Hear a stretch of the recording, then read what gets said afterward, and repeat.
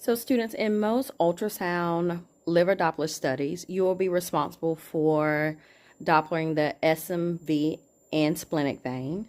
You'll also be required to Doppler all portal veins to include providing a velocity, and Doppling all hepatic arteries to include providing a resistive index number, and Doppling all hepatic veins.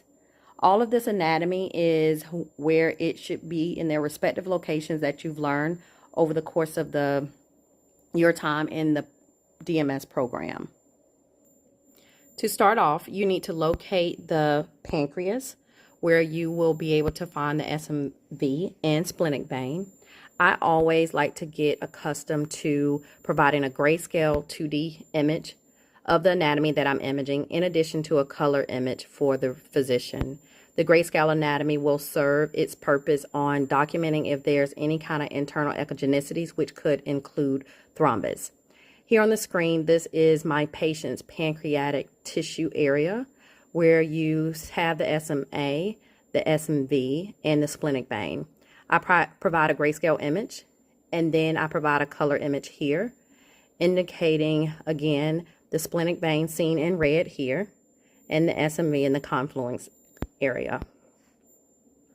I then proceed to Doppler the splenic vein, which, if you take a look at your color map seen in the top right corner of the screen, any red flow is flow coming towards the transducer, which is the correct flow for the splenic vein.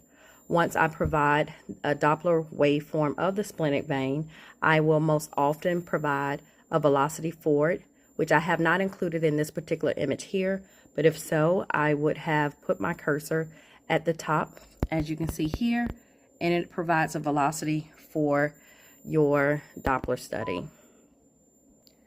I would then move on to the left portal vein. As you can see here, this is the grayscale image. Here's that parallelogram that I always reference when I teach left portal vein in the liver lectures.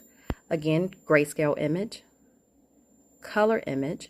What I want you to notice is that this darker red color is the left portal vein. The ombre of colors that you see here is the hepatic artery.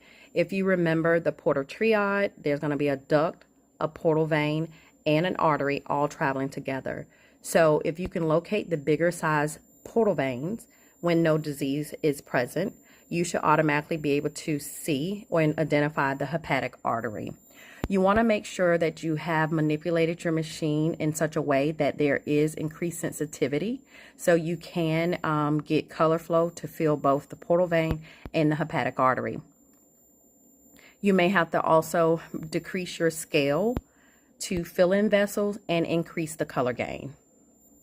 I then proceed to Doppler the left hepatic artery, where you see here I am providing an RI from the waveform provided below.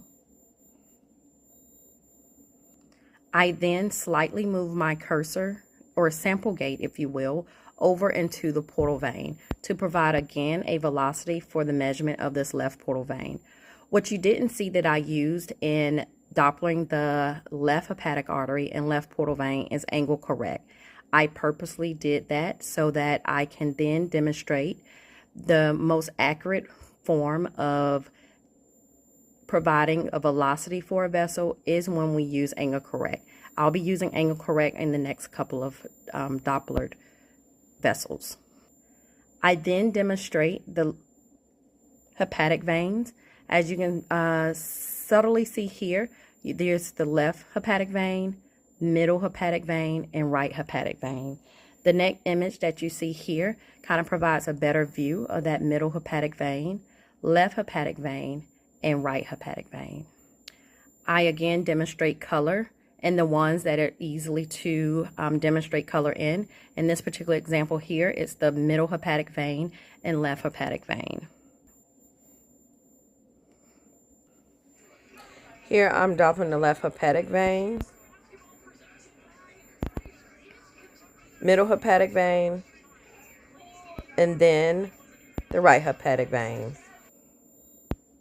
I will also provide a grayscale image of that main portal vein in hopes that I also am identifying the hepatic artery in the process. as you can see in this particular picture here. A lot of physicians, especially if you're doing a liver Doppler, would like for you to get the main hepatic artery as far out of the liver as you can. So just keep that in mind when you're doing a liver Doppler, and particularly if you're doing a liver Doppler on a transplant. I proceed to provide a RI of the main hepatic artery.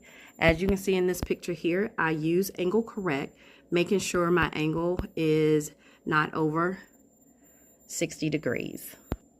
Moving on, I'm demonstrating the main portal vein and that right posterior portal vein branch and the right anterior portal vein branch.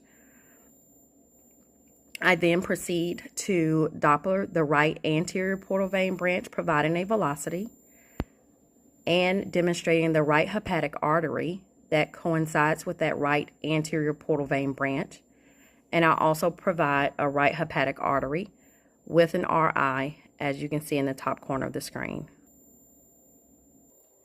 If I had used a calculation package for this liver Doppler, you would go to the report page of your study. You would take pictures of those report pages and send them to your physician.